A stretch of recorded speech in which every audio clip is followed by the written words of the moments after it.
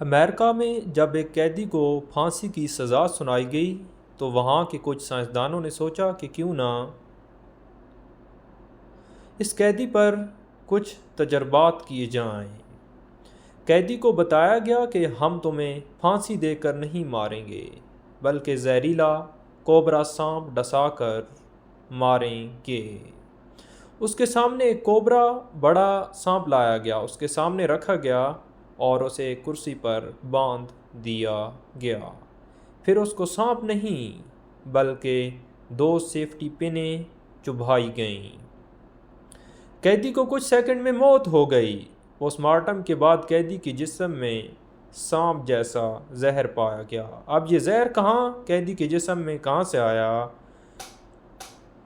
جس نے قیدی کی جان لے لی؟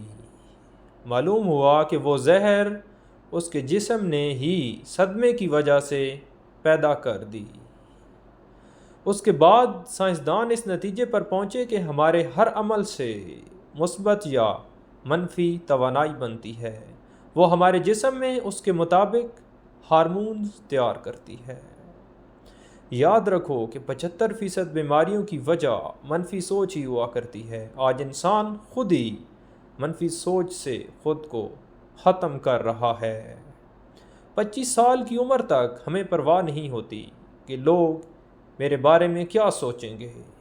50 سال تک اس ڈر میں انسان زندگی گزارتا ہے کہ لوگ میرے بارے میں کیا سوچیں گے۔